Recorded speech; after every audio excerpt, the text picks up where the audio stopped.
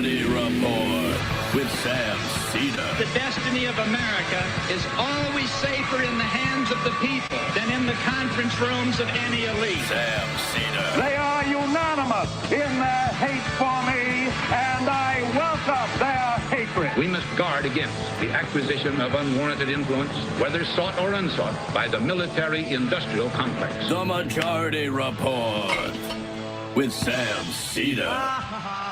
Ever get the feeling you've been cheated?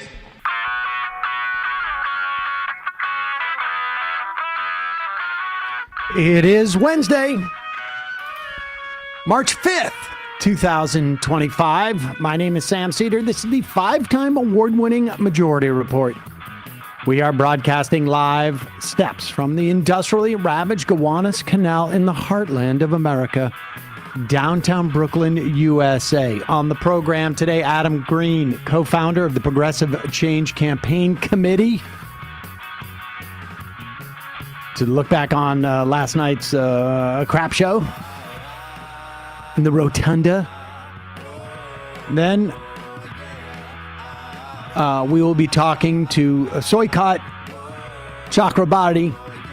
He is a candidate running in the primary against Nancy Pelosi, former chief of staff of AOC, founder of New Congress, and early involvement in the Justice Democrats. Brand new Congress. Yeah. Meanwhile, Trump lies for a record amount of time in the joint session speech last night. Democratic lawmakers walk out and take away from the entire speech that they are coming for your Social Security. Supreme Court denies Trump's bid to cancel USAID spending. U.S. cuts off intel to Ukraine as Trump says there may be a peace deal reset. Trump helps arch villain BlackRock, apparently, to the conservative movement, secure two massive Panama Canal ports. He's trying to do like East India Company stuff, it feels like. BlackRock, supposedly, I thought, was problematic on the right. Trump looking to slash IRS workforce in half. Government Service Administration to sell off 400 federal properties to private real estate developers. FBI, DOJ, on and on. Judge blocks Trump's block on funds for trans youth. Another judge reinstates a member of the Merit Systems Payment Board. And OPM ordered again to retract their firing of probationary employees. All this and much, much, much more on today's Majority Report. Welcome, ladies and gentlemen. It is, I can't remember what day Hump it is. Day. Hump Day. It doesn't feel like it. It doesn't feel like it. It just feels like we were here just the other day. And I don't know. The hits keep coming. You feel severed? I sort of. I mean, I wish I could be severed, I guess. I haven't seen the show, so maybe I don't know what I'm talking about. No, yeah, actually, you got it. Because last night, I could have been, I stopped watching the Knicks to watch this, and they ended up losing, so that's fine. But I could have been doing something else with my time. Instead, we listened to Donald Trump lie the entire time and just it was like a campaign speech, but he kept just alternating between transphobia and immigration and Biden's bad and then weird imperial things. He has nothing to offer. And then, of course, all the cuts to the essential social services in this country. Yeah. And I also think that, and we'll talk to Adam Green about this, in terms of the protests that Democrats did. And they really tried the full sort of gamut of protests. Some Democrats did not attend from the very beginning. AOC, Patty Murray, I think, too. Some Democrats went with signs that said a lie or this is not normal or stuff like that. Some left throughout the evening. Here is, I think, probably the loudest and most covered of the protests. And again, the protests are important because, at least from, I think, our perspective, I don't want to speak for Emma, but because it is important that the Democrats communicate to the American public at every opportunity what is happening is an emergency. He is stealing, essentially, from the public coffers to give to his crony friends. And we're seeing that in every case. I mean, I just did this GSA. When they sell off these buildings in downtown Washington, D.C., who do you think they're going to sell them to? These are not buildings that the federal government's ever going to be able to buy back because they're selling off prime real estate. Mm-hmm. They are selling off the public goods. This is just a massive privatization scheme. And the only sort of slight difference to it is that, it's all Trump's buddies. And I use that term broadly, but there's like inherent kickbacks in all of this. Just across the board.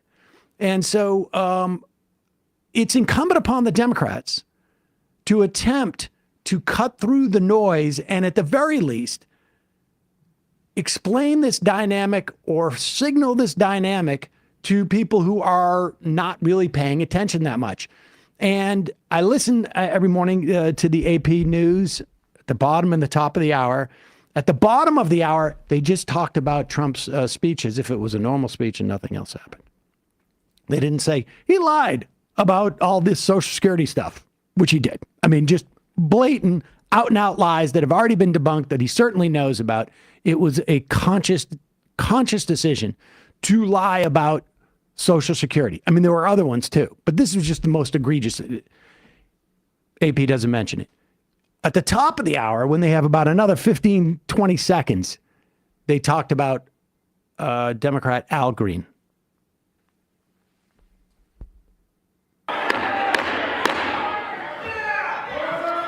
Members are directed to uphold and maintain decorum in the House and to cease any further disruptions.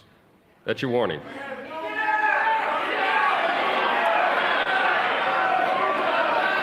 Members are engaging in willful and continuing breach of decorum, and the chair is prepared to direct the Sergeant-at-Arms to restore order to the joint session.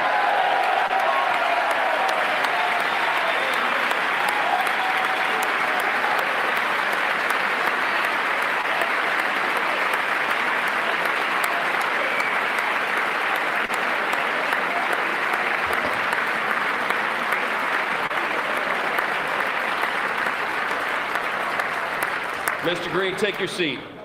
Take your seat, sir. Take your seat. Finding that members continue to engage in willful and concerted disruption of proper decorum, the chair now directs the Sergeant-at-Arms to restore order. Remove this gentleman from the chamber.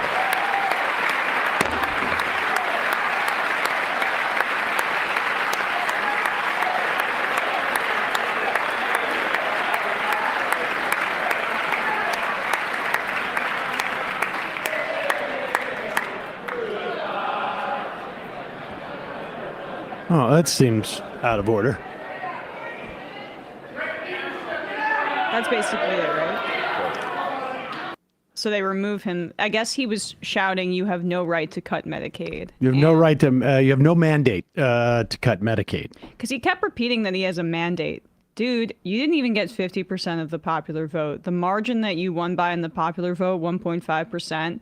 It's the slimmest margin since the 2000 election. You have the slimmest, one of the slimmest majorities in the House in the history of this country. Give me a break about the mandate that he has to cut health care for tens of millions of Americans. And so Al Green goes out into the hall outside of the last time we see pictures like this really is from January 6th, and usually it was like full of people who were trying to kill the members inside, but all those people have been pardoned now. Here is Al Green in the hallway now.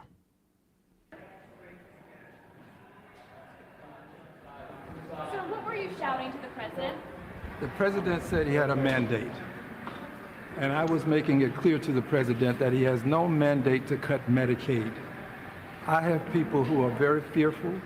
These are poor people, and they have only Medicaid in their lives when it comes to their health care. And I want him to know that his budget calls for deep cuts in Medicaid. He needs to save Medicaid, protect it. We need to raise the cap on Social Security. There's a possibility that it's going to be hurt. And we've got to protect Medicare.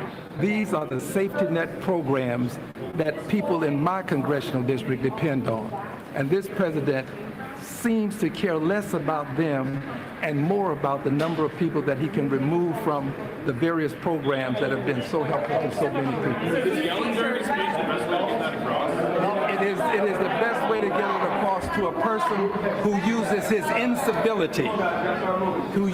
incivility against our civility.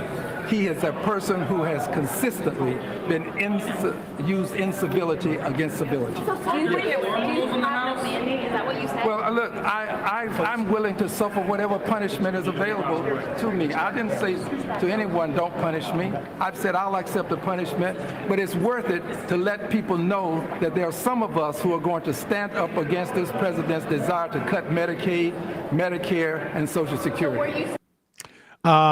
Great job. 100%. I mean, just in that, was this the right way to get that message across? Well, the fact that you're interviewing him and he's repeating it to you, and it's the only news that's going to get out in terms of like a pushback, I would say, yeah. Yeah, it's really good. I mean, Green has said that I think he will introduce articles of impeachment for a third time with Donald Trump. He's been, not horrible on things like Gaza, so condemning also Trump's plan to take it over and things like that. But I mean, this was, I think, the image that is going to resonate with people most. I wish they did more of that, specifically at the Social Security part. He went into that this was about Medicaid broadly, like when he was standing up, but they should have had those kind of walkouts and disruptions over all of the social programs he's planning on taking a hammer to. 100%. And I think it is difficult to know. I think people expected probably that them walking out in the middle of the speech would be more disruptive than it ended up being, because the cameras never moved and no one really knew it. If you weren't like sort of following along with like a cheat sheet, you wouldn't have known that people walked out. And, so I am willing that it matters. In terms of my assessment, I think that I'll give them a B minus, but at least there was attempts at efforts that is some largely failed, but at least, this is not the end all be all, but there is a growing understanding amongst these Democrats on some level that they got to do something. And in fact, I think when we talk later in the program to Saikat Chakrabarti, he's going to have strong opinions on this. And I'm looking forward to hearing from him. In a moment, we're going to be talking to Adam Green, co-founder of the Progressive Change campaign. He also, I would imagine, has some thoughts on this and his reactions to what Trump had to say last night. He spoke for a long time. That is it was like a record. It was so rambling. It was unbelievable. It honestly, there was a big quality. I just happened to have this for, I just pulled this out the other day, but there was a real quality of this to it.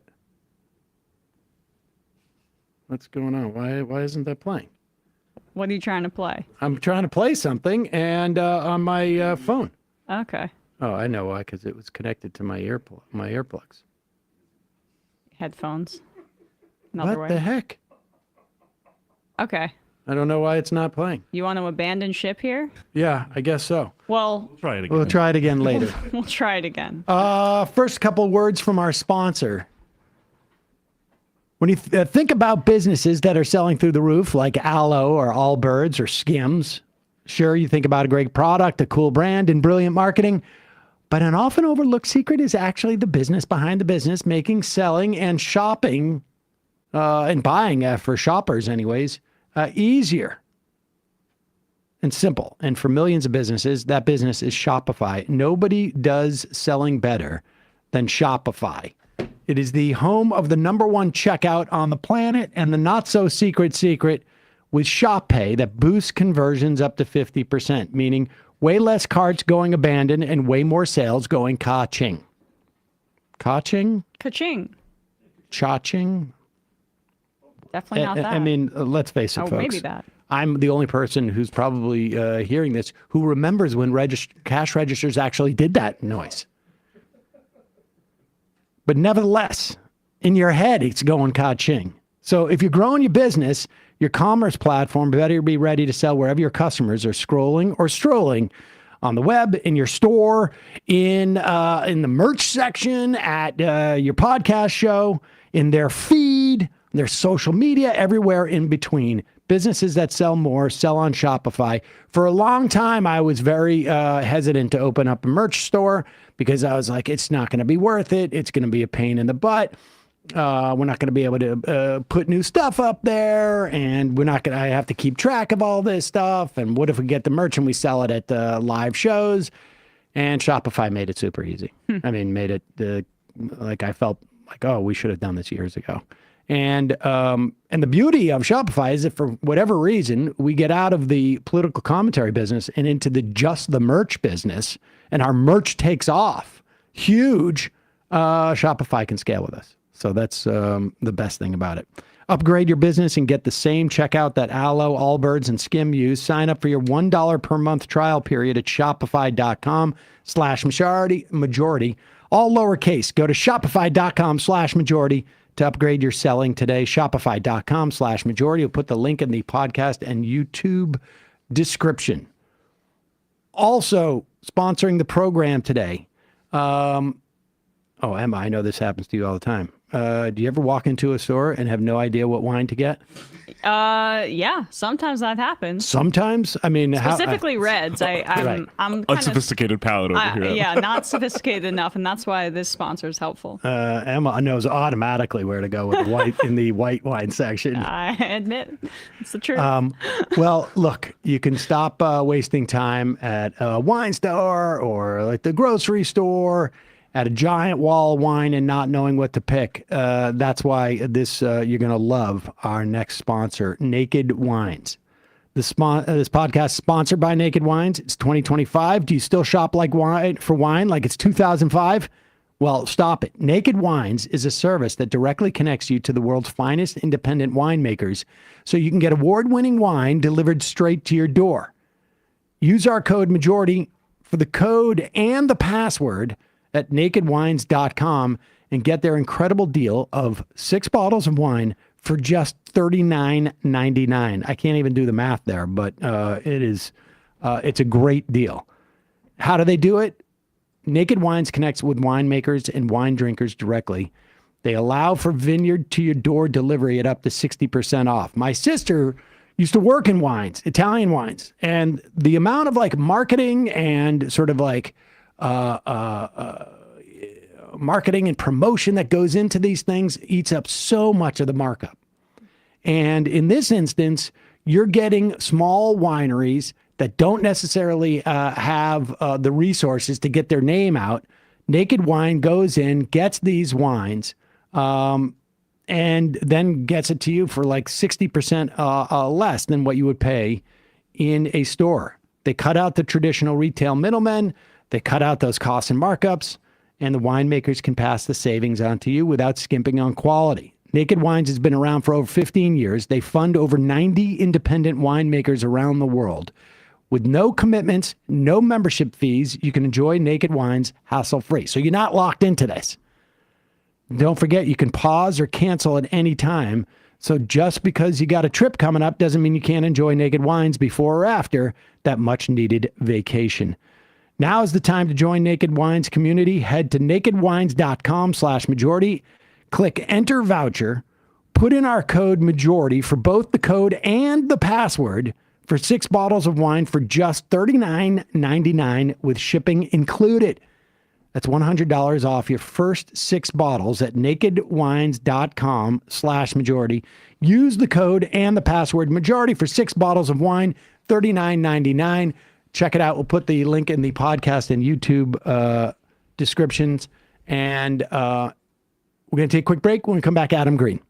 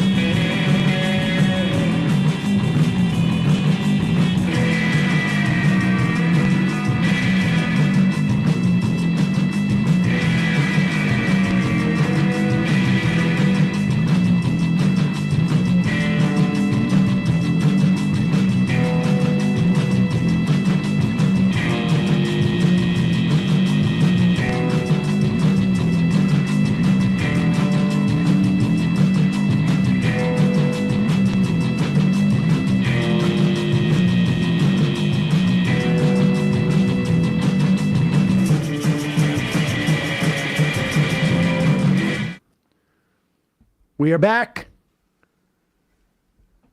Sam Seder, Emma Vigeland on the Majority Report. Want to welcome back to the program Adam Green, co-founder of the Progressive Change Campaign Committee.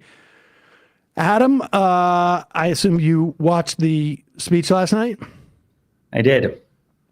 Let me just, this is how, this is a version of that speech, except for with a lot less sort of transphobia, xenophobia, and threats to Social Security. But there was definitely a quality of that speech.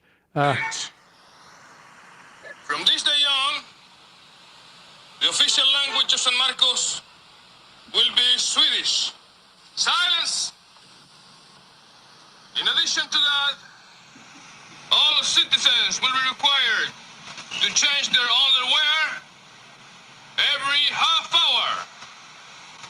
Underwear will be worn on the outside. Yeah, there you go. So they can check it. Aside from that, give me your thoughts about the speech. What alarms you, and also how the Democrats, approached the whole thing. Yeah. So first, just an obligatory disclaimer before I give any commentary on Al Green. I need to say, no relation. Right. So, okay. I was going to say something to that effect, but I'm glad you did that. You beat him to it. Sorry, fixing editing. Going into the speech, Social Security was high on our mind as an organization, and it's been pleasantly a big part of the kind of unified Democratic language as an attack point on Trump. So I think we should have been prepared to really kind of blow up his failure to keep Social Security safe, his lies that you mentioned earlier in the show. And I gotta say, while what Al Green did was good, to me it is actually a prima facie symbol of failure of Democratic leadership, that him standing up at a okay moment in the speech, not the best moment in the speech, saying something unintelligible, and then later explaining what he was talking about for the C-SPAN camera in the hallway, like that was the most memorable moment in the chamber for Democrats is just a failure. Like there should have been more of a plan. And, it was fine that there were the placards that said, Musk is stealing from you. It's fine that we heard after the fact that some people walked out, didn't really see that on camera. Some very credible people like Jamie Raskin and Maxwell Frost, Jasmine Crockett, others. But that was the main thing.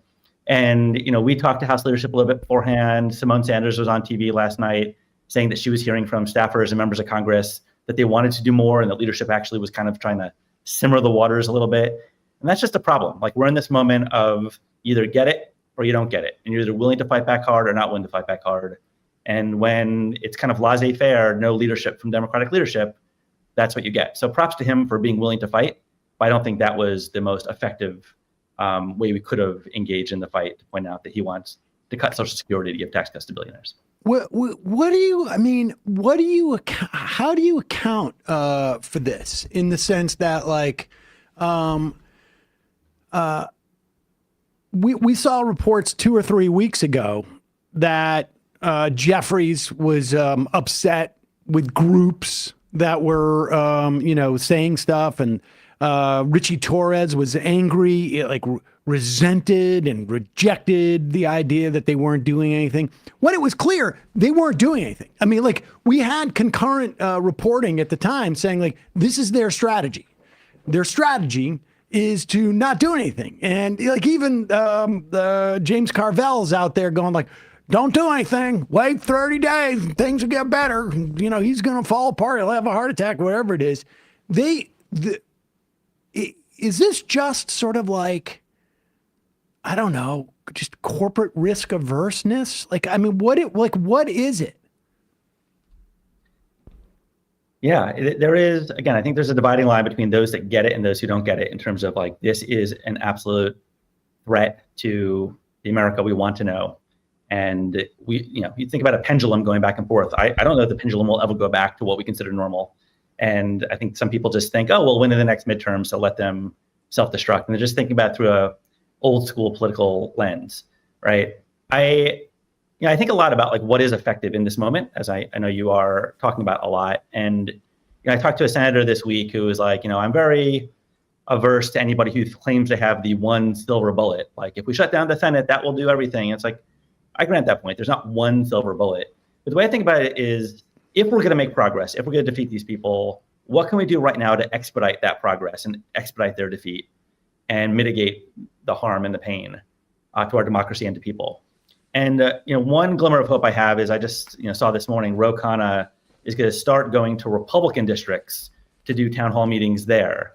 And I do think that while it is very important that we have blue state rallies and people in San Francisco protesting, the ability to expedite Republican voters, Trump voters, veterans stepping up and being whoa, this is not what we wanted. The fact that Republicans are waving the white flag of defeat, not just to Putin, but also to their own constituents and saying, we are not going to do town hall meetings anymore. That is a symbol that this is an expediter. This is a mitigator of risk, of pain, if we can actually help these people speak out more. So I hope that we can have a strategy of identifying more of these people in Republican states and districts, doing our part to raise their voices credibly. And nothing is more clear to me that the amorphous idea of change is popular. And if Donald Trump stands for change, okay. But the second you get 1 degree closer to the surface and it's Social Security will be cut, Medicare, Medicaid, veterans health care, food nutrition for kids, cancer research for kids. People, these are 80, 20, 90, 10 issues. And we really need to kind of get into that territory as quickly as possible. I think we saw Bernie go to Iowa with these rallies that I think are sort of the type of template that you're talking about. And particularly now that the Republicans have completely shut the door on doing their own town halls because they're, nervous about facing their constituents. Some of these are just amazing. That senator that we played the other day, from Kansas. Marshall. He just he just beelined. He literally just, he's got a constituent asking him about the veterans being fired. And he just goes bye, and just leaves. I think that can be Strong, let's talk about the thing with Social Security, because you and I are veterans of the 2005 George W. Bush assault on Social Security. This one's a little stealthier, it seems like, the way that they're doing it. I want to play this clip from last night. Now I find my sheet here. I think it's, which one's the Social Security one? 7, I believe. Oh, yeah, here it is. Sorry. Yeah. I think it's 7. This is essentially, or no, I guess this part is DOGE. We could do the Social Security let's do 8. part. Okay. Because instead of saying Social Security is broke, nothing but IOUs here. It's just piece of paper, as if like there's stacks of $1 bills in file cabinets. George W. Bush was going around saying it. The way that Trump and it's Russell Vogt, it's the Heritage Foundation, it is Elon Musk, it's some of the wealthiest people in the world, and they want to cut Social Security because this has really always been sort of the fundamental building block of our government for the past 90 years, and this is the way they're going about doing it, by claiming it's just completely rife with fraud. Go ahead. We're also identifying shocking levels of incompetence and probable fraud in the Social Security program for our seniors, and that our seniors and people that we love rely on. Believe it or not, government databases list 4.7 million Social Security members from people aged 100 to 109 years old. It lists 3.6 million people from ages 110 to 119. I don't know any of them. I know some people that are rather elderly, but not quite that elderly. 3.47 million people from ages 120 to 129. 3.9 million people from ages 130 to 139. 3.5 million people from ages 140 to 149. And money is being paid to many of them, and we're searching right now. In fact, Pam, good luck. Good luck. You're going to find it. But a lot of money is paid out to people because it just keeps getting paid, and nobody does, and it really hurts Social Security and hurts our country. 1.3 million people from ages 150 to 159, and over 130,000 people, according to the Social Security databases, are age over 160 years old. We have a healthier country than I thought, Bobby. So, a couple of things about this. I mean, it's the too long don't read is it's all just a lie. I mean, there's two things going on here. One is there are people who are in the database who are dead, but they do not get paid. Social Security does not pay out to people over the age of 115, regardless.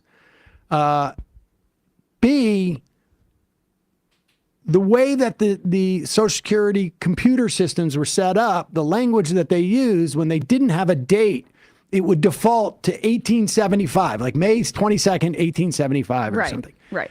And so, and the thing is, they know this. Like, this is a story from 2 or 3 weeks ago. Yes, Wired reported it essentially. It's a default reference point that anybody that's done, like my fiance's, done data science and stuff like that, data analysis. That happens all the time. When they have incomplete information, they'll put a default setting in there. And this has been disproved now for weeks. But Trump a lot of the stuff that has already been fact checked about what DOGE is finding, it seems like he just copy and pasted it and put it into his speech, regardless of the reporting about it. And it sounds like Musk wrote half of it.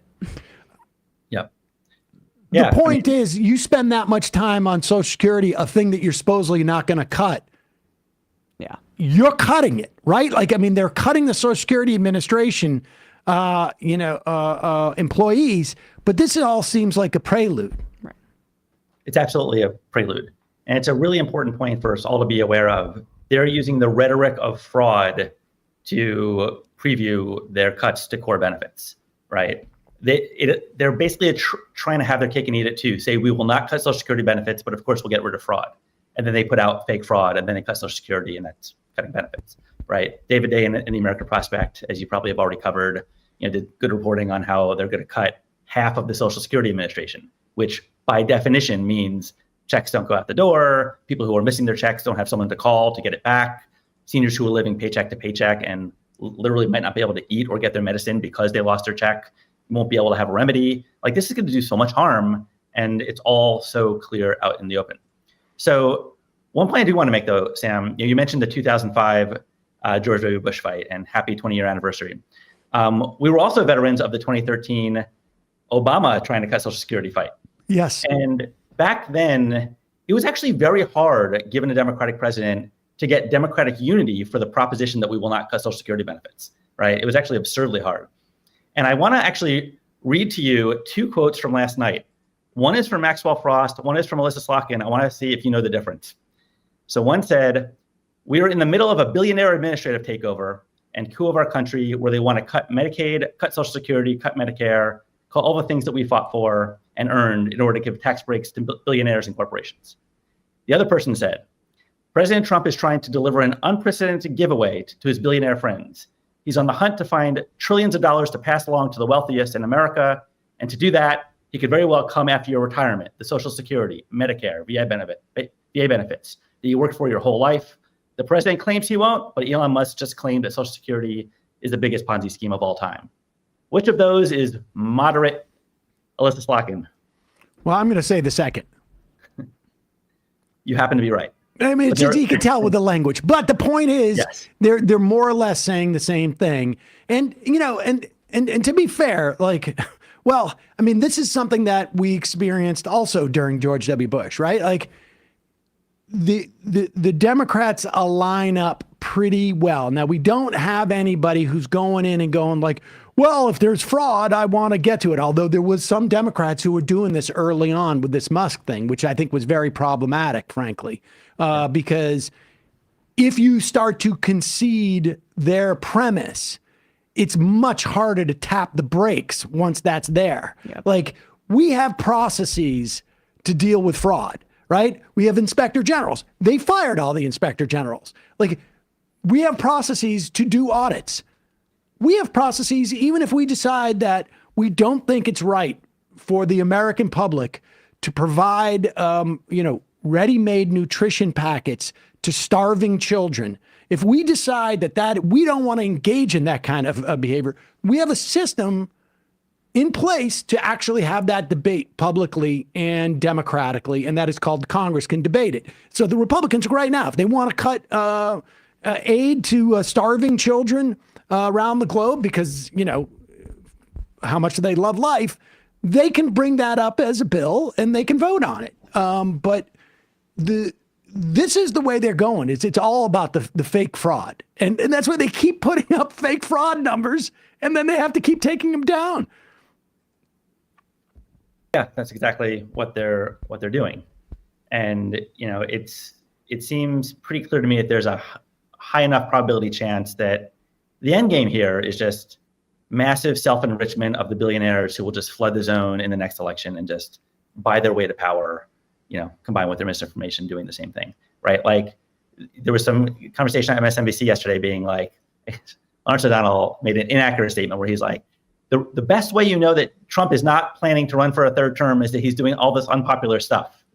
And it's like, well, or there's not going to be a fair election and there's going to, Elon Musk will have hundreds of billions of dollars that he could flood the zone with. And, it's really depressing to see what's going on. And that's why, this is one of the more tender moments that we will have the next couple of years where Republicans in Congress are kind of willing to go along until they get public pushback back home. And it can't just be from San Francisco. It has to be, us doing the work to expedite veterans, Trump voters, others, just regular people who are not seen as overly political, speaking out. And that's, I think, something that we all can contribute to as activists. Do you think that the Democrats understand why what O'Donnell said was wrong? Because it seems to me, everybody thought that budget resolution was not going to pass. There was nobody out there saying that they were going to be able to get that type of Republican discipline for that budget resolution. They have a 1 or 2 vote margin, and it did. And I think, do you think that there is an awareness on Capitol Hill now that there's a slightly but very important different incentive structure with the Republicans in that, if I'm a frontline Republican in New York or in California, I'm worried about the general election. And so I gotta, but with the unlimited money, literally unlimited money that Elon Musk has, all of a sudden their primary becomes a far more disciplining force than the prospect of how are they going to deal with the general, because they won't get to the general if they don't. I mean, is it your sense that Democratic lawmakers have any sense of that? Maybe the incentive structure has changed for Republicans? God, that's a good question. Do they have a sense that it changed? Again, I think those who get it do. Does Chuck Schumer, do Hakeem Jeffries fully get that incentive structure? I'm not sure, but it is really important to just even go deeper on what you're saying and connect some dots here. So, what is part of the significance of Trump kicking Zelensky out of the White House? Right? It's a signal to every other world leader: you cross me, I will embarrass you on the world stage. Right? There was apparently, I just heard this yesterday, there was somebody in the White House saying maybe we should be less tough on Zelensky. And that person's now kind of frozen out of the inner circle in the White House, right? There's this whack-a-mole thing where the first person to put their head up gets whacked so hard, everybody keeps their head down. And now go back to Congress. Nobody wants to be the first.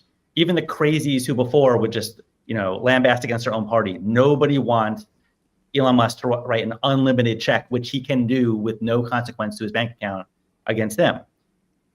What will it take, right? Fast forward to a time where the public pushback is so hard that 30 of them can actually step forward together and say to Mike Johnson, we cannot vote for this bill, right? That's what has to happen. It can't be one courageous Republican. I don't know that we get there, but if we're going to get there, we have to do things to expedite ourselves on that timeline. But the logic of those 30, let's say 5 years ago or whatever, pick a date in the past, was they can't take out all 30 of us. Except for now, the difference between Elon Musk providing unlimited funds for one primary and the difference between that and Elon Musk providing unlimited funds for 30 primaries is like you or I deciding between, a Land's End sweater or a J. Crew sweater, right? It's meaningless to him. He just spent a minimum of $300 million, a minimum that we know of. And his net worth has increased couldn't have been a better investment. He could spend that 5 times over and it still would be an incredible, one of the best investments in the world, in history, in terms of how much money he's made. So I don't even know if we're at that 30 point yet. Yeah. I mean, look, I can see the point. He has unlimited money. I make that point. It is a lot easier to take out one person than 30 people on a logistical level, making the ads and just having operatives do the stuff. There's only so many resources in which you can plow that kind of money into in terms of human abilities too.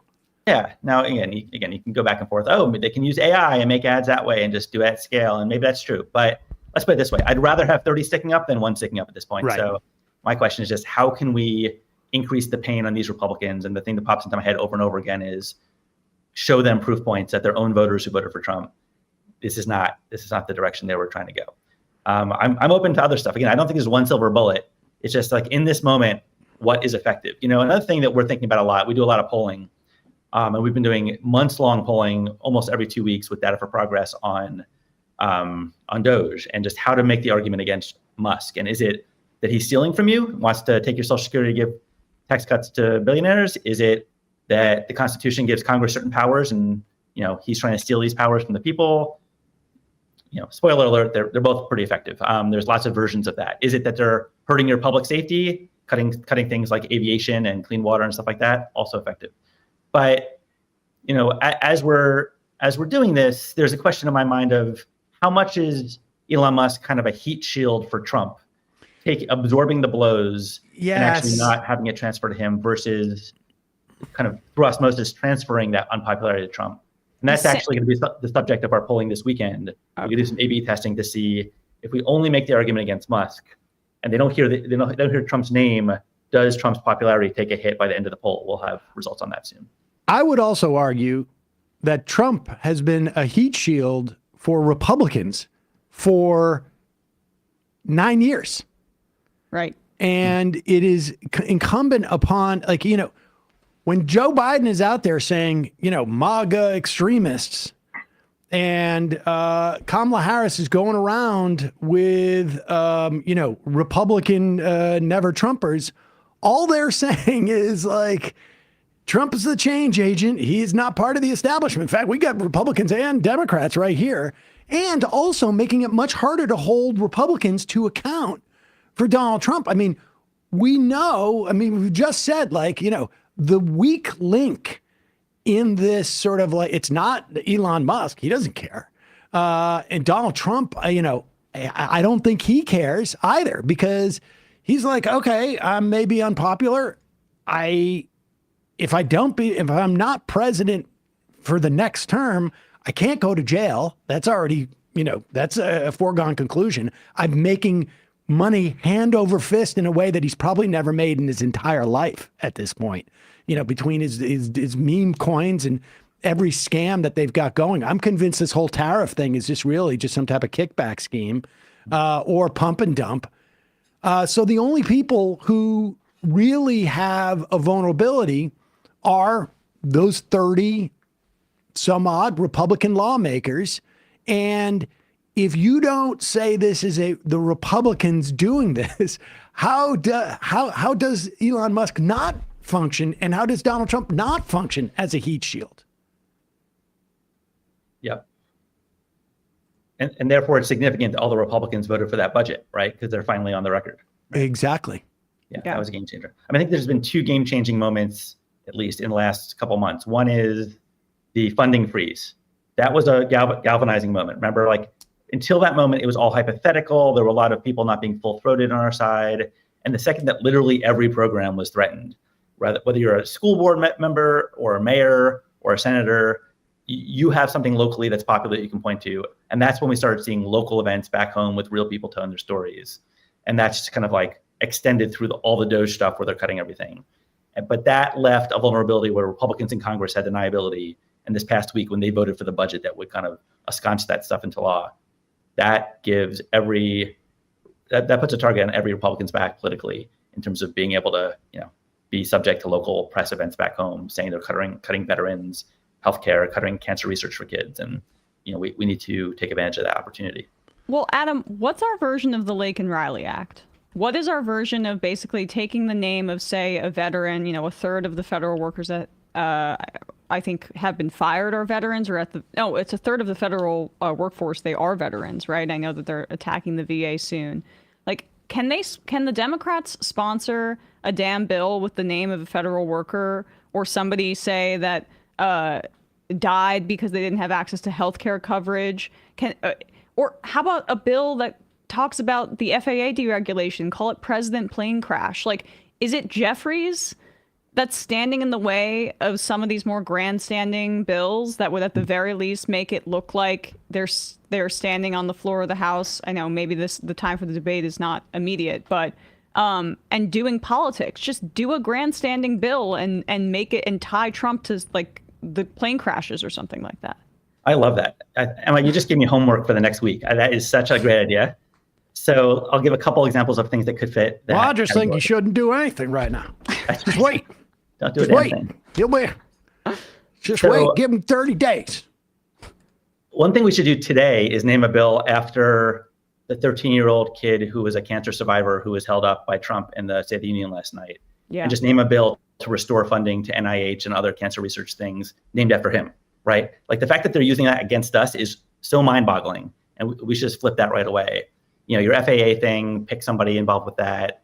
I saw a video online recently of some veterans affairs person, like the VA official in some Midwestern state who was fired. He called his supervisor. The supervisor wasn't aware that he was fired. They called the supervisor. They weren't aware. And so like this guy trying to help veterans who's being cut for no reason, like name a bill after him. It does seem like for every one of these things, we should just find a real person, name a bill. That's really smart. So, Adam Green, we will check on your progress with your homework over the next week, and we'll have you back, and we'll grade your work. Co-founder Progressive Change Campaign Committee. Where can people find out more? boldprogressives.org? boldprogressives.org to be looped into our activism. All right. Thanks, Adam. Appreciate it. Thank you. All right, folks, we got to take a quick break.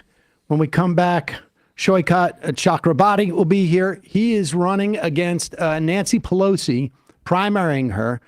He has a long history of these type of disruptive politics. Was AOC's first chief of staff. We'll be right back after this.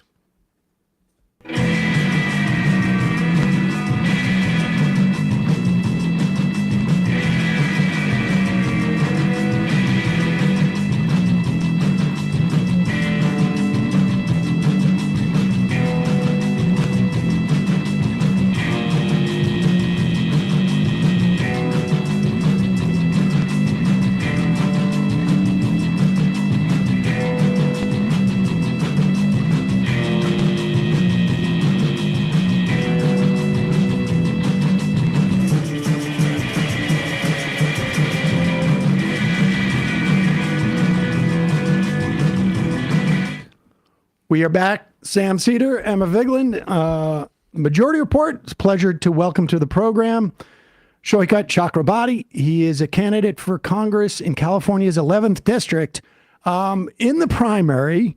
And if I am correct, that district is former Speaker of the House, Nancy Pelosi's district. You are correct. That's right. Welcome to the program. I want to just start give folks a sense of sort of your trajectory in the context of Democratic politics, because your story in many ways feels like it could be it's almost like a microcosm, reflection of an attempt that came out of the Bernie campaign in 2016 to reform the Democratic Party, and it feels like it's stalled a little bit. But tell us about draw those parallels, if you would. Yeah, so I worked on the Bernie 2016 campaign, the organizing team there, and there's a group of us who came out of that campaign who were really trying to recreate the sort of momentum that we saw on the Bernie campaign, but for Congress, and so we had this idea of trying to recruit hundreds of people all across the country to run for Congress on not just the Bernie stuff, but on kind of a transformative economic agenda. Our sort of feeling at the time was the big problems that a lot of people are facing in this country, just kind of stagnating wages, while the costs of things like healthcare, housing, education, childcare, that stuff had been skyrocketing, and people were really feeling squeezed and stuck. So we wanted to recruit this movement to go in and change the Democratic Party and really change all of Congress to actually tackle the big stuff. People in Congress, they love to work in a bipartisan way to rename post offices, but they never want to actually tackle the big stuff. So through that project, we didn't get to recruit hundreds of people, but we did recruit a handful of folks. And one of the people that came out of that was Alexandria Ocasio-Cortez. We recruited her. I ended up running her campaign in 2018, where she was primarying a very powerful Democrat, the third most powerful Democrat at the time, a guy named Joe Crowley. And, it was a long shot campaign, but she won. And though we didn't get the, hundreds of people going into Congress sort of transformation, her victory did allow us to use that spotlight to try to push a lot of the ideas we were trying to push forward. And a lot of that turned into the Green New Deal, and so I ended up going into Congress with Alexandria Ocasio-Cortez as her chief of staff, helped her set up her office, was with her when she did her sit-in in Nancy Pelosi's office on day one of Congress, and tried to help sort of quarterback and push the ideas of the Green New Deal into the mainstream. It was a very strategic move. At the time, there was a Democratic presidential primary going on. And as you guys know, in these primaries, the presidential candidates are trying to figure out ways to differentiate themselves. So we wanted to insert the idea of, can we build high wage industries to build a clean economy, to actually upgrade people's means of making a living in this country? We wanted to inject that idea into the primary, and we kind of got the presidential candidates to do an escalating arms race. And Joe Biden had to respond with Build Back Better. That was his moderate plan, which was still bigger than anything anyone had proposed at that time amongst presidents. And so so through that, I stayed with the AOC in Congress for about a year, and then hopped back out to actually work more on the policy side of stuff, which is what I've been doing for the last several years. I imagine Nancy Pelosi is not. You're not getting regular Christmas cards from Nancy Pelosi, would be my guess. Yeah, we're getting dinner every Friday together. No, she. Well, that's good. It's good that you guys can go and have a beer at the end of the day with each other. Right. Yeah. I mean, as you can imagine, it's really fun to get a beer with Nancy Pelosi. No, it's you asked about the parallels between back then and right now. A lot of the stuff we were trying to warn back then, and warn the party about and warn Nancy Pelosi about. I was in some meetings with Nancy Pelosi at the time, was that, look, if you guys don't actually come up with a transformative vision for how to fix people's lives, how to, reverse sort of the decline people are feeling, whatever right-wing move you're seeing now is going to come back to, bite you way harder in, 5 or 10 years. And that's exactly what's going on right now, So the parallels are like, people were sort of ready for change back then. I think people are really ready for change right now, and are looking for some sort of vision, something that's not just Donald Trump is bad. Can you talk a little bit about that, though, and like the differences between 2018 and what it might look like for you to run in a primary in 2026? Because, the Ocasio-Cortez campaign, which you guys were masterful at, the Crowley depended a lot on low turnout, is my recollection, in the primaries before. Very low turnout compared to the population of the district. But when the primary race was over that night, when she defeated him, it wasn't close. And that was because your campaign with her turned out so many people who were less inclined to vote in a primary. How did you do that? And how do you think that you can maybe put that model into place in your campaign in 2026 when it's maybe a little bit of a different environment because we don't have, say, the upswing of Justice Democrats or the 2016 Bernie campaign with the wind at our backs? Or the element of surprise. Right. For that matter.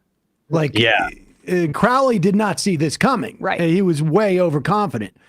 Pelosi may be overconfident, but she definitely, I would imagine, knows that you're running.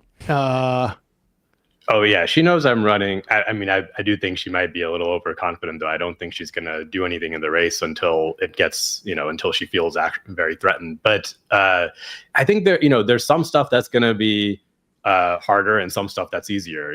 Emma, as you mentioned, it was a low turnout primary back then. But, AOC was part of this national movement, and there was some element of folks really calling for change. And that gave us some wind, and it allowed us to do a strong ground game and a bunch of campaign tactic stuff that let us plot a win. The stuff that's going to be harder this time is it's a much larger district. The turnout's much higher in San Francisco, but the environment is also completely different. Back when we were running in the Joe Crowley primary, nobody serious would talk to us. Nobody wanted to work on the campaign. It was very difficult to actually get things off the ground. I'm noticing things completely different now. The folks I'm talking to, I'm doing these voter calls every day. Tons of people who are kind of mainstream Democratic voters who've been voting for Nancy Pelosi their whole lives are showing up on these calls. And I'm not actually just trying to run this campaign in San Francisco. I'm calling for people to run all across the country. I'm trying to do something similar to what we did in 2018.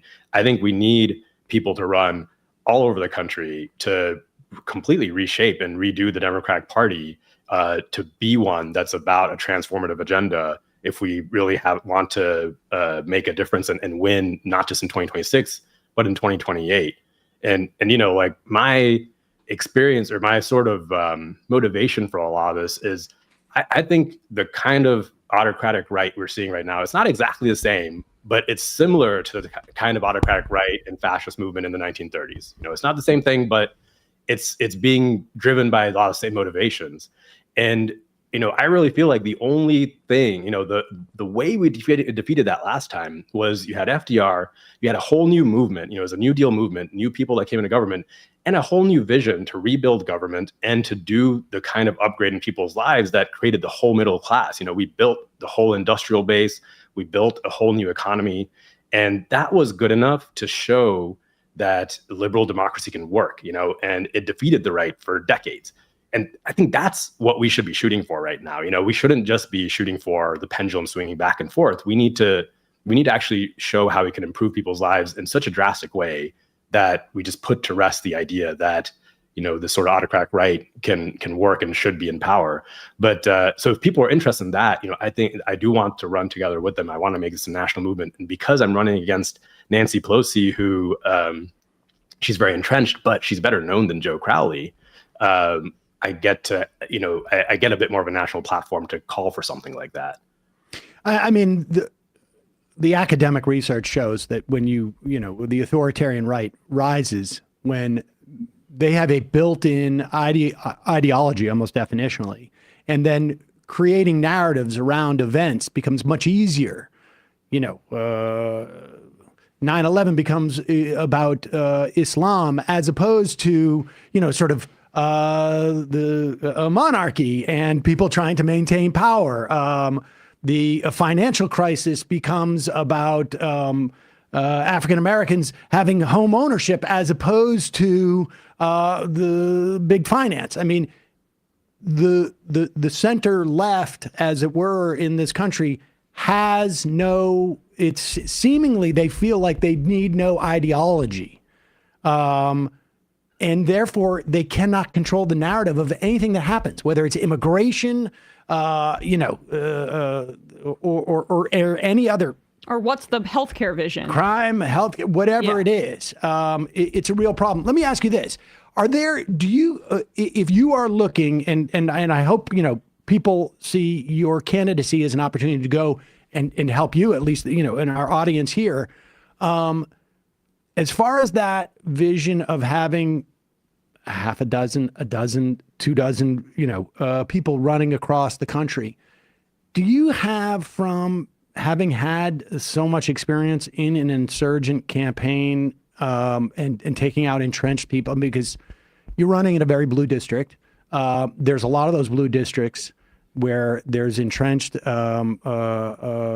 politicians who may not see, it coming or are vulnerable because of this desire for change. I think we're seeing it in the New York mayor's race, to be honest with you. Have you guys set up any type of resource? How would you, for those people who are interested in running and being part of something bigger in terms of change, where would you direct them to? Well, for now, go to my website and there's a button on there that says Run With Me, and click that and sign up. Because I actually, I don't actually start from the perspective of doing the sort of district by district analysis. I think it's exciting to start with the people who actually want to run and see who can really articulate this kind of a vision, who's exciting. And because I actually think the problems that San Franciscans are facing and a whole lot of folks are facing across the country are way more similar than people realize, and when I talk about affordability, the cost of housing, the lack of building housing, the cost of healthcare, education, all that stuff is in fact worse in my district than it is in a lot of places around the country. And so I don't think it's going to be just, trying to primary deep blue districts. I think we've got to find folks all across the country. So I'm not actually I don't have a research up there about specific Democrats, but okay, put aside the that imposition, but like in terms of resources, like I mean, do you have a handbook that says all right, I'm running in Nebraska, and but I don't know what's the first thing I do type of situation? Yeah, no, I don't have a handbook yet, but I'm trying to do calls with the folks who are going to sign up and trying to nominate people to start actually just organizing the team. That's kind of the approach I take to it. That's what we did when it is with Justice Democrats and Brand New Congress, is we first started to get the team together, because I do think it's really important that we get everybody onto the same page about even doing this, acknowledging what the problems are and what we want to do, and then you can figure out the tactics for each district. But I wanted to talk really quickly about something you mentioned, about the centrist Democrats, and how they don't really have an ideology, so they're always playing defense. And another one potential resource that if anyone out there is interested in running, that I'd love for folks to check out. I've been working on something called the Mission for America with a bunch of people. It's at newconsensus.com. That's my think tank. So if you Google Mission for America, you can find it. And that's the kind of like big, is the plan and the details of the kind of thing that I think Democrats should be running on. Of course, I'm open to feedback about it all, but I just want to throw it out there. If there's folks who are listening who are thinking about running, check it out and see if you're interested in this kind of thing. Is there a need, though? I mean, in addition to and I have a sense of what that plan would be in terms of like material benefits for folks ranging from housing and job, and maybe we have an idea for energy production, and but from an ideological standpoint, like which functions as a rubric from which everything else emanates. It feels like that has not been articulated by the leadership of the Democratic Party. I know Chuck Schumer says we will win, but it's not, there's not a lot that you can sort of like, there's no subsidiary narratives that can be developed from that. And they seem to be allergic to it.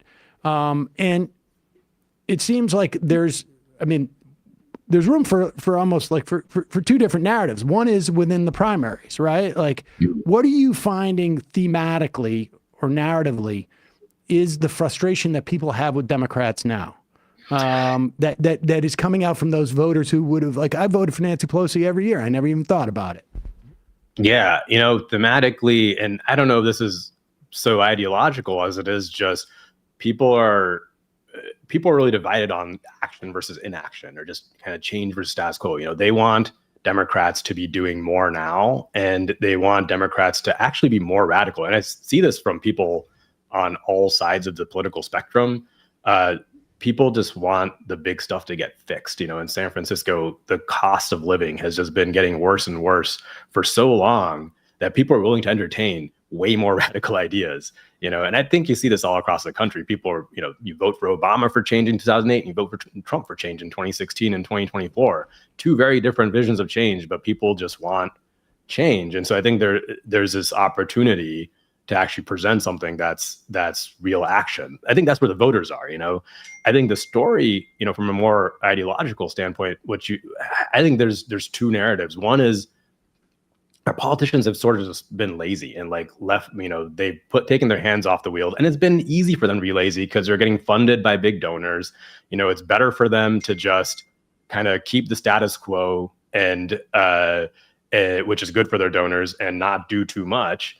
And if they ever try to say something a little bit, that's like a real idea, they risk upsetting their donors. I saw that dynamic so often in my year in Congress. Stuff that would be very popular amongst a wide base of people in purple districts or red districts, the Congress people wouldn't want to touch because they would always be worried about, what the donors would think about that. But I think there's this other theme of we've just had, decades and decades of this transfer of wealth from the working class and middle class to the top, the richest people in this country. It's not even the top 0.1% or anything anymore. It's just the richest people in this country. And everyone feels that, and so whatever, I think the ideology has to come back to this point of we need to do things that will improve the broad, the prosperity and wealth of the vast majority of Americans. And it's not just, and it's not going to work to do nothing, because doing nothing is just going to continue that transfer of wealth. And in you're in a safe blue district, as Sam mentioned, obviously Nancy Pelosi in San Francisco. Does it change your calculation at all, given some of the polling that we're seeing coming out of Democratic voters and how they view leadership as having failed them right now? I mean, I've never seen this kind of reaction from people that might have been, say, supportive of a Nancy Pelosi in the past. But now, at least under Hakeem Jeffries, there seems to be, amongst even moderate and liberals, this anger about an inability to fight. Is that something you're incorporating into your campaign and tying Pelosi to? Yeah, absolutely. I'd say I was a part of the wave of the folks who are getting increasingly upset because of what I saw from the Democratic Party after the election. After Trump won again, I really thought the Democrats would have sort of this come to Jesus moment where they're like, all right, we screwed up big time. Let's go back and figure out what to actually change. And then, I saw Pelosi do an interview with Ezra Klein where she basically made the argument for why Democrats shouldn't change and did nothing wrong in the last election. And then you saw her, I'm sure you guys followed this, where she used her considerable power within the caucus to push AOC out from being head of the Oversight Committee, which is the main kind of communications organ of the Democratic Party. Whatever people think of AOC, everyone agrees she's an amazing communicator. And, she pushed her aside to get kind of her loyalist, Jerry Connolly, nice guy, but not the guy for the moment, to be the chair of the Oversight Committee. He's also one of the most sprightly guys with cancer in Congress. I mean, we have to concede. And it only took literally 8 appearances on television before he could figure out to have his camera at eye level and a microphone to communicate to the American public. And he certainly was successful in making, he said, I think the quote is, they had to scramble at one point on the committee. So that is, Yeah, I mean, to the point you made, Emma, about why are people so upset at the Democrats? It's because they got this culture where they're like a big company filing TPS reports. Donald Trump will say something crazy and they'll be like, well, let's set up a press conference next week to discuss.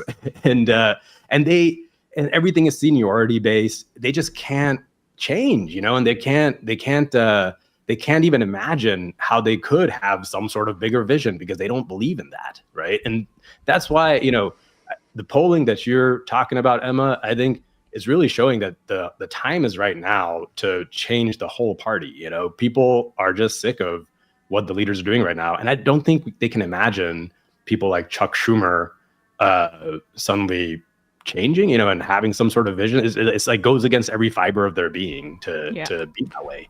What is it that what do you in your opinion accounts for that? I mean, you mentioned this dynamic with the donors, but staring them in the face is an example of of people who can raise money by small donations. I don't know if Ocasio-Cortez or Sanders make less, has less calling hours for themselves anyways, because they have small donors or more. I would imagine it's certainly not a huge, they're not doing that much more with the small donors. I mean, so there's a model out there. So it's not like,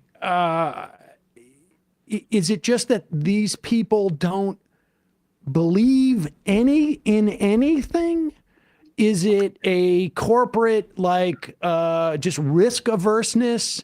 And I mean, and I is it just simply, well, when I came into Congress in 1994, this is the way we did things, and Bill Clinton was triangulating, and we had to Tip O'Neill would have a beer with Reagan, and that was the lore. And McGovern was still hovering in the background, and we all thought like we don't want to be a hippie. Like what are the factors that go into this? And like maybe it's not that important, but it's maybe just a point of curiosity. But it also is a way of like perhaps.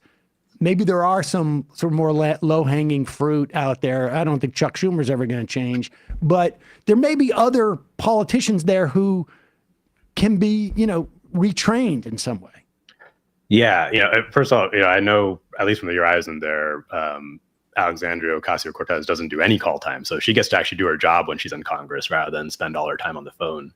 But I think it's a lot of all the above. And I think it's a belief in not having a national message or national leadership. They hammered this home so many times when I was in these caucus meetings where they would talk about how everyone's got to run their own local race. And, they would really celebrate, the local news reporting on the number of potholes that got fixed.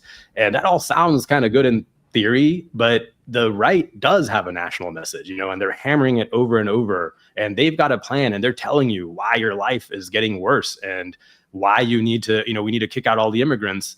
So if you're not combating that with any sort of a national message and some sort of a vision on the other side, I think you're going to lose, and I agree with you. I actually think there are some people in the caucus who, if there was a different kind of leadership, would go along with that. But I don't think it's going to come from the folks that are in there right now on their own. I do think there's just this deep-seated, I think, it's a bunch of different reasons, different for different people. Some people are just in there as the kind of next step in their career.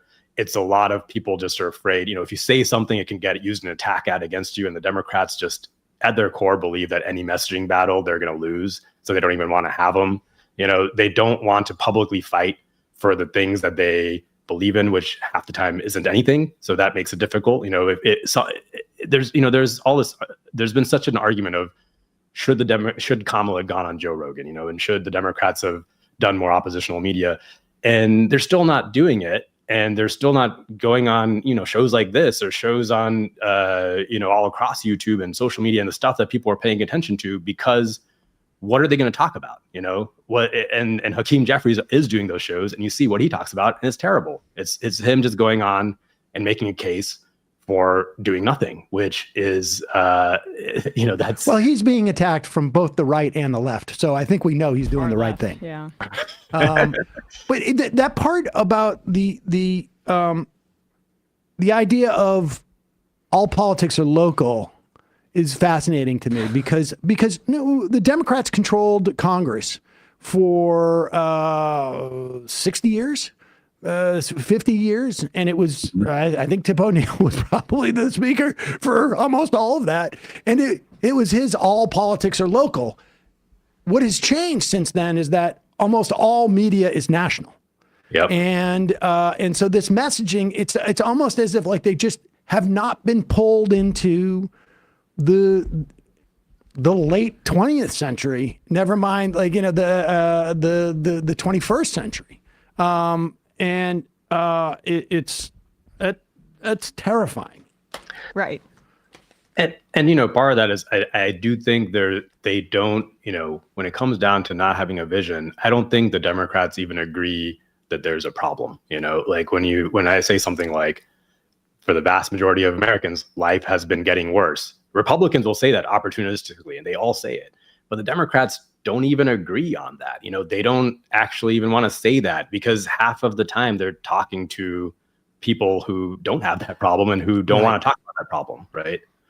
Right. I mean, do you think that that's it too? The constituency that the Democrats have sought actively, Chuck Schumer saying for every, blue collar worker we lose, we'll gain one in the suburbs.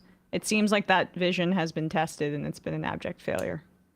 Yeah, and that was the part that was surprising to me after the election, is I thought this election was a test of that vision, and they seem to have doubled down on it. And it's not just that constituency. I want to be clear. It's also, Hakeem Jeffries going around just trying to do the VC apology tour. It's as if they really feel like the tech CEOs and people like Elon Musk and Mark Zuckerberg went over to the right because we weren't nice enough to them.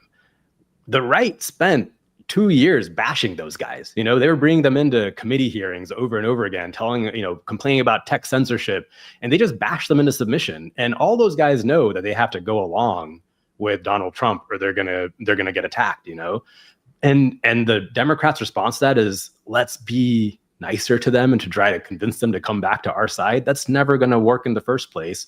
So, and also that's not how you win elections. That you're talking to the VCs of the world is not going to win you the next election. It's fascinating to me. I can't tell if they're just like in a such a tight bubble that they can't sort of step out and see what they're doing looks like to 85% of the country, 90% of the country. Or if it is just sort of like a cultural thing. They just come out of some type of like corporate culture where this is just the way. I mean, I don't know. That was my feeling when we saw the 3 campaign people on Pod Save America. It was all like, this is a big CYA tour. So we're all here together. And we agreed that it's like headwinds. It was all headwinds. Yeah. And, I don't think it's gotta be whole new people that come into a party, because it's not and they're not gonna get rid of people like Cuomo. I mean, Cuomo's making a comeback tour right now. It's nuts. Half the country, more than half the country, think both parties are corrupt. Of course, Trump's level of corruption is on a whole new astronomical level, but it doesn't matter. For the Democrats to actually make a case against Trump from any sort of ground, the current people in there aren't going to be able to make it, because everyone knows, they're also bought out. They're doing insider stock trading. They're also playing the same games, and they've got no vision. So they're playing the same games, but they're on their back foot. So they can't win. I think the current party, just as it is, maybe they can wait for a pendulum to swing back, but then it's going to swing back the other way, and it might be worse the next time. All right. Before we let you go, I have to ask you: are you worried that if you do unseat Pelosi, or that your challenge of Pelosi is going to impact the day traders who follow her portfolio, her stock portfolio, which apparently like performs incredibly well? Yeah, why are you being an anti-economic populist? And there are literally apps you can get to follow Nancy Pelosi's trades so that you can mimic those. And apparently it like outperforms the stock market by some, like, I don't know, 1,000% or something. Yeah, it's I actually had a guy on a voter call last week who works at a company that Pelosi recently traded, and their stock went crazy right after. And he was like, look, voting for you is going to be worse for me personally, but we got to do it, So I think I got the day traders too. Well, I'm glad to hear that. Where can people get more information? Where can they join you if they want to run? Where can they donate or volunteer if they're in the neighborhood? Where should people go? So everyone should go to my website. It's saikat.us. I'm sorry, my name is hard to spell. Saikat.us. But you can also sign up for our Zoom call there. Whether you're in San Francisco or not. I'm doing calls with San Francisco voters every day, but I'm also doing a call with people all across the country once every couple weeks, because I do want to try to organize this national movement. So you can sign up for a Zoom call with me there, and any help would be very much appreciated. So, folks, if you're living in Virginia or you live upstate New York or you're in Nebraska or whatnot, and you're interested in running, I mean, it's helpful, and people win in these situations. We will put a link to your website at majority.fm. Saikat Chakrabarti, really appreciate your time today. Wish you the best of luck, and we'll check in a couple of months, and hopefully you're going gangbusters. Right. Thank you. Appreciate it. Thanks so much. All right. Okay, folks, we got to take a quick break, head into the fun half of the program. That's encouraging. Yeah, definitely. Definitely. Like 40 of that guy in the house would be amazing. I think some federal workers are gonna, my guess, are gonna get on board and start primarying some of these Democrats. That would be great too. They should. Primarying, or if there's an open seat and then you get to run against a Republican who cut a bunch of jobs in your district.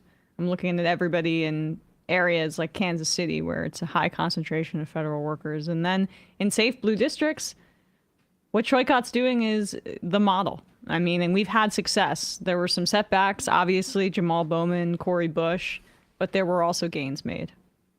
Yep. Since 2016. So folks, check out, is it Saikat, Saikat.us. So SAIKAT. SAIKAT. .us. We will put a link to that in the podcast and YouTube description. Folks, this is where we usually say you can support this program by going to jointhemajorityreport.com. But today, if you got some extra change, maybe go to Saikat's site, support that challenge. It's going to get a lot of coverage, that race. SAIKAT .us. In the meantime, you can also support this program by giving us a good rating on that iTunes platform or Apple Music, whatever they call it these days. That machine. If you are watching us on Twitch, first off, poggers. And also, second off, thank you for the level 4 hype train yesterday. That is what I was feeling the effects of that all day. But if you have a one of those Amazon Prime subscriptions, you can dedicate it towards us. Also, if you're on Rumble, I want to thank you, person on Rumble who's been watching the show. That's been great. Also, amquickie.com. Check it out. amquickie.com. 3 times a week. It's free. You get an email with the biggest story. It's a great way to stay on top of this stuff. Right. Honestly, every day. Look at this. Look at this. It's been 3 days. This is stuff I didn't get to. It's insane right now. It is. But the AM Quickie is a great way to stay on top of that stuff. And it's free 3 days a week. amquickie.com. Also, justcoffee.coop. Price of eggs through the roof. Price of coffee through the roof. Justcoffee.coop is a co-op, though. So there's no board of directors who are having to take their cut. They're not gouging people because they're protecting their suppliers, their farmers. And they have the Majority Report blend. So justcoffee.coop. ESVN on break. Bradley, what's happening with Matt Lex, Left Reckoning? So Matt and David spoke with Jason Miles about from the This Is Revolution podcast on Tuesday to discuss his new work with Means TV. And they also did some recapping of the joint address last night. So you could check that out at youtube.com/leftreckoning and go to patreon.com/leftreckoning to subscribe and access their post game. Enlightened Dentist has an IM saying Saikat should team up with Biden and pressure Pelosi to drop out of the race due to her age. It's fantastic. I'm wondering, I didn't want to ask this of him because I'm sure, that this is a situation where maybe he has no control over it. But I wonder is she officially running for re-election again? I don't think she is announced. Good for him regardless if he's getting out this early. 100%. Yeah. This way he becomes, yes, 100%. I mean, she's 84, 86. Yep. That's her age, 84. Charlie Turk, I have Prime. I'm not sure how to subscribe through it. You got to be on Twitch, and then it is in your settings, your profile settings on Twitch, and you just essentially assign it to our channel for the month. All right, quick break. 646-257-3920. We will endeavor to take calls today. Of course, we're going in at 1:30. I'm not blaming you, Emma. I know I was looking at you when I said that, but I'm not blaming you. Okay. Good to know. Thanks. See you in the fun half. 3 months from now, 6 months from now, 9 months from now. And I don't think it's going to be the same as it looks like in 6 months from now. And I don't know if it's necessarily going to be better 6 months from now than it is 3 months from now. But I think around 18 months out, we're going to look back and go like, wow. What? What is that going on? It's nuts. Wait a second. Hold on for a second. Emma, welcome to the program. Hey. Matt. What is up, everyone? Nomi Key. You did it. Let's go, Brandon. Let's go, Brandon.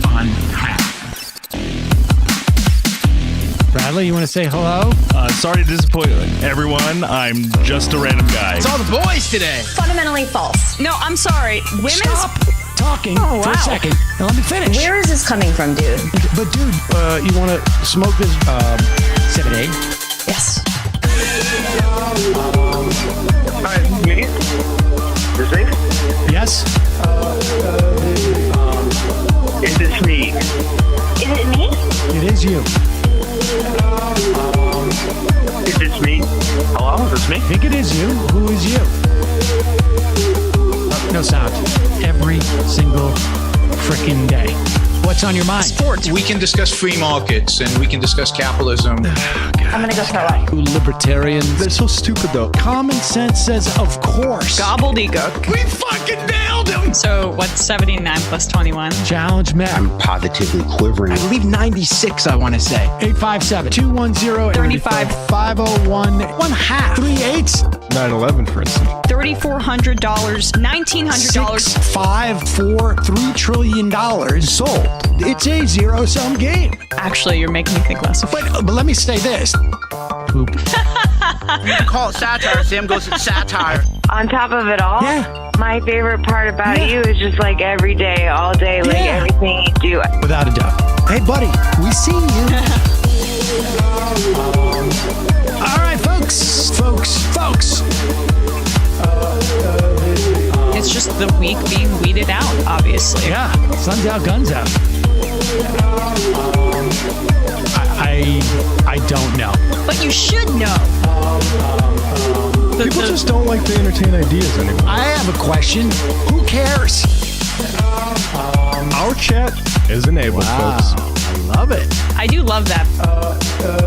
Look, gotta jump. Gotta be quick. I gotta jump. I'm losing it, bro. 2 o'clock. We're already late, and the guy's being a dick.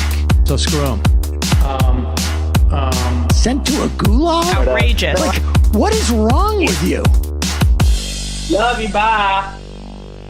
Love you. Bye-bye.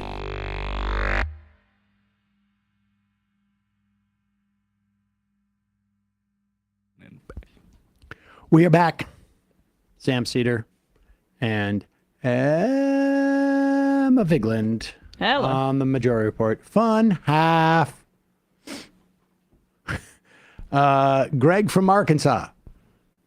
Joycott is only 39 years old, so if elected, he will have at least 50 years left in his political career. Wow. We're going to try and take phone calls. We're going to go through this stuff quick. We got some clips here that I really want to do. Let's not mess around.